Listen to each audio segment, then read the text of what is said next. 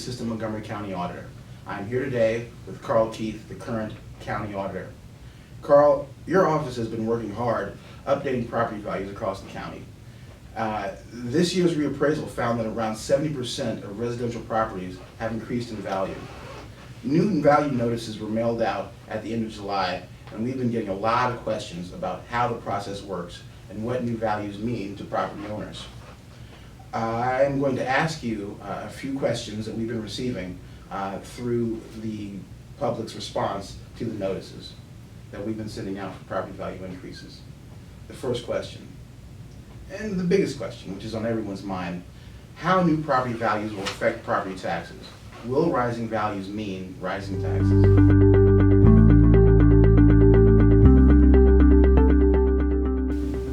Well, thank you, and thank you everyone for joining us for this video, and I appreciate Alonzo helping us clarify some of these issues. So yes, we're in the middle of a revaluation. We do these every 6 years, and midway through that we have an update, and so we're changing property values every 3 years. And yes, this question is probably the biggest question we always get whenever we update values, is how that's going to impact my taxes, and does a value increase, does that mean my taxes are going to go up the same amount? And similarly, a tax decrease, that means my taxes are going to go down, a value decrease.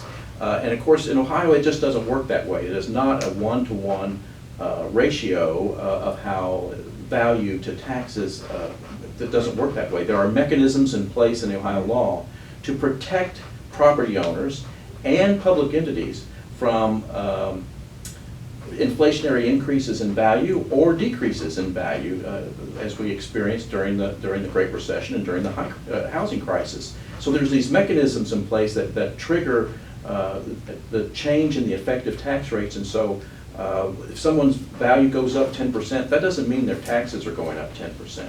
Or when people get these notices, they'll see, well, the value of my taxes went up $5,000 or $10,000. And in this case, this year, we've got some really sizable increases, which is unusual.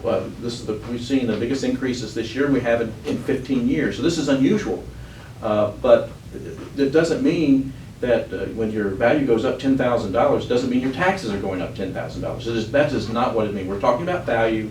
There are mechanisms in place that control those types of things.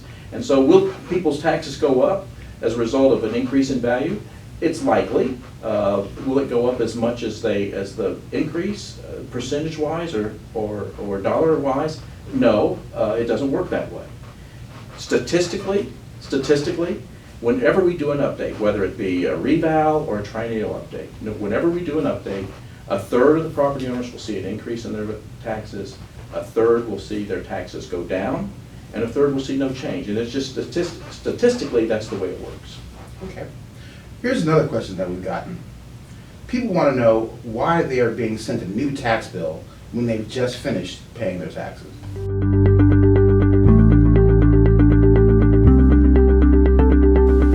Okay, so what the notice that they've received from our office this year, it did go out during the second half tax collection period, but it is a notice that's really it will impact values for the next tax year, so it's for 2021. So the notice they received about the change in value does not impact this year's tax bill. So people should go ahead and should have gone ahead and paid their second half taxes as normal. These values will impact taxes to be collected in 2021.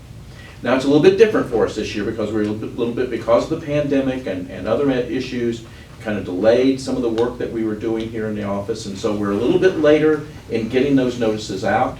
We would have preferred to get those notices out before the tax collection period, but we just weren't unable to do that this year. Thanks, Carl. People also want to know how their property is being assessed. For example, do inspectors need to see the interiors of their homes?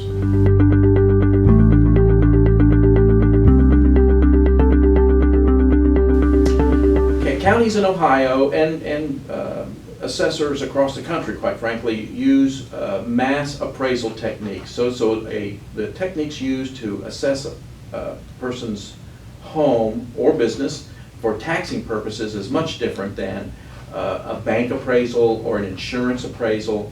that is an insurance appraisal to determine how much a home would be insured, a bank appraisal to determine how much equity is in the home in order to make a purchase. So these are tax appraisals, so they're a different type of an appraisal, and they're done by mass appraisal techniques, which means we do not go inside someone's home unless we're invited.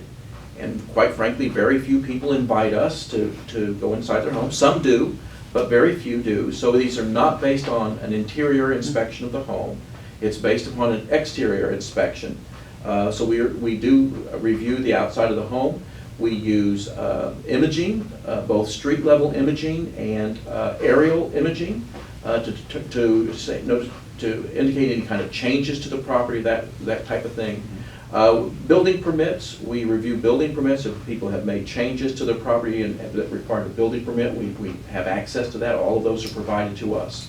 But the primary thing that we use is a very extensive review of the real estate market. Because ultimately what we're trying to do is determine the estimated market value of homes, what a willing buyer and a willing seller would accept in the marketplace, and which is open and available to be purchased. And that's ultimately what we're trying to do, is come up with an estimate of that. And so we do a very extensive review of the real estate market, comparing like properties and similar neighborhoods with similar characteristics, and that's primarily what we use to determine values. Now, you mentioned markets data.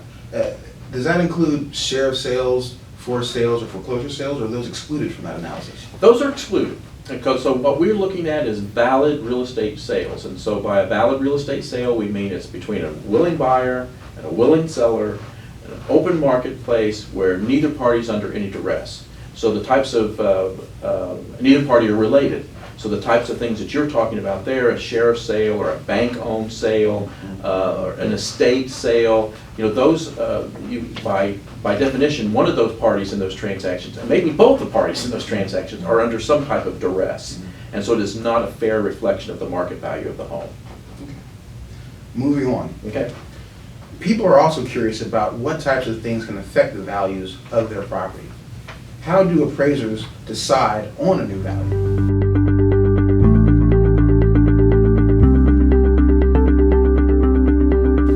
Again, when we update values every 6 years during the reval, one of the things we're doing is updating the property characteristics. And so we have extensive records here in the office of the square footage of the home. We have a sketch of the home, digital images. We know the square footage, number of bedrooms, number of baths. And so it allows us to make comparisons to similar properties in similar neighborhoods. And again, we do divide the county up into a number of neighborhoods. So we're not comparing sales or what's going on in the market in Centerville to sales going on in Huber Heights, for instance. And so, for an example, in the city of Dayton, we divide the city of Dayton up into almost 200 separate neighborhoods. So we're looking at similar properties that have sold in similar neighborhoods and like housing stock. And again, to make comparisons, so we can come up with an estimate of what we think a property similar to that would sell for. Okay. Moving on to the next question. Okay. My neighbors don't take care of their home or their yards. Does that affect my new value?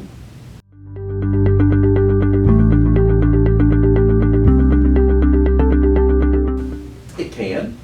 And it can because it can affect the market value of your home. Back during the housing crisis, foreclosure crisis, we did a lot of work out in the neighborhoods and looking at particularly in some of the more urban settings in the county where you have a lot of blight and decay, property decay.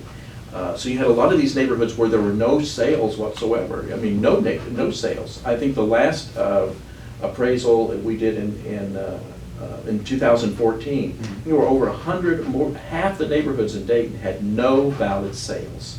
And so in situations like that, it's difficult. First of all, it's difficult to make an analysis of what the market would do.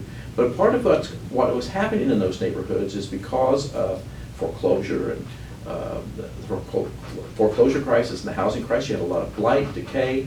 I've talked with neighbors where one specific instance, it reminds me of one specific incident where a neighbor, I was talking to a neighbor, and the house across the street from them had burned down.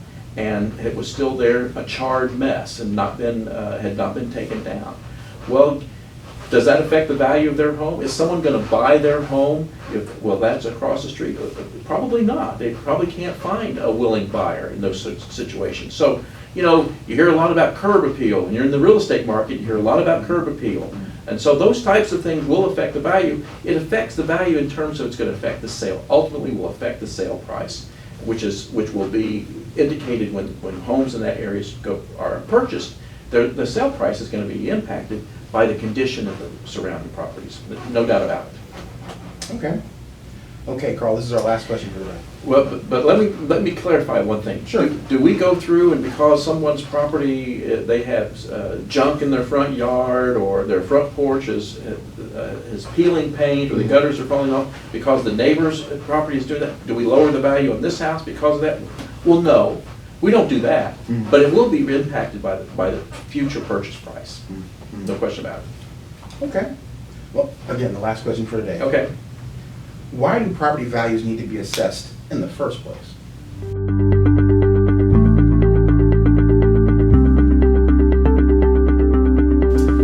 Well, the property values are used to determine the taxes that are collected. It establishes the tax base for the community, and the property taxes are one of the primary sources of funding for public schools. About 60 to 65% of every tax dollar we collect goes to public schools. Another 15% or more goes to human services.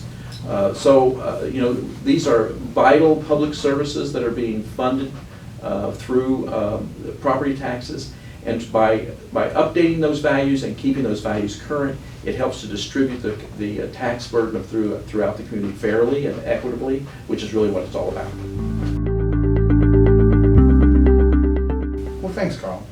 Thank you. Is there anything else you'd like to add before we sign off? No, this is, you know, it's always a difficult process, and we always know that it creates a lot of questions and confusion. Even all the things that we have done over the years, and I think we have worked very hard to engage the community and help to educate the community, but we can never do enough. And so we encourage people, they have questions, they have concerns, to contact us, to work with us. And we want to hear from them, and we want to make sure that we do this responsibility as fairly as we possibly can. And if anyone does have any questions, they're welcome to give us a call at 937-225-5096, and we'll get them an answer as quickly as we can. Thanks, everyone.